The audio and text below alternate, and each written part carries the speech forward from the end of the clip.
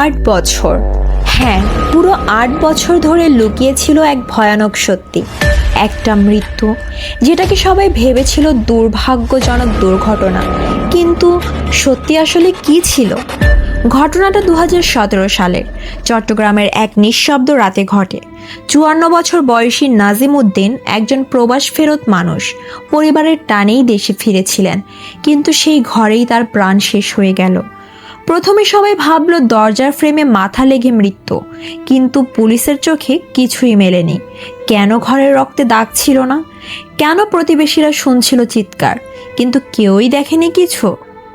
বছর কেটে যায়, মামলাটা ফাইলের নিচে চাপা পড়ে থাকে, কিন্তু হঠাৎ 2025 সালের মে মাসে সিআইডি আবার ফাইলটা খুলে। নতুন প্রযুক্তি, পুরনো কল রেকর্ড আর সাক্ষীদের জবানবন্দি সব মিলিয়ে তারা যা পেল তা শিউরে ওঠার মতো।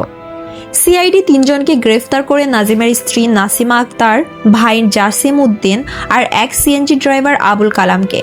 জিজ্ঞাসাবাদে স্ত্রী নাসিমা স্বীকার করে, হ্যাঁ, সেদিন তর্ক হয়েছিল, আমিই ধাক্কা দেই, তারপর সব শেষ। কিন্তু প্রশ্ন হলো, একটা ধাক্কা কি কাউকে হত্যা করতে পারে? নাকি এটা ছিল পরিকল্পিত খুন, যার চিহ্ন মুছে ফেলা হয়েছিল কৌশলে? 8 বছর পর অনেক উত্তর অজানা। সিআইডি বলছে এখনো তদন্ত চলছে, কিন্তু এই কেস প্রমাণ করলো সত্যি কখনো মরে না, শুধু সময় নেয় উঠে আসতে। এটাই ছিল আজকের সত্যি ঘটনা, চট্টগ্রামের 8 বছর পুরনো খুনের রহস্য। এমন আরও বাস্তব রহস্য জানতে ফলো করুন ভয়েস অফ কুইন।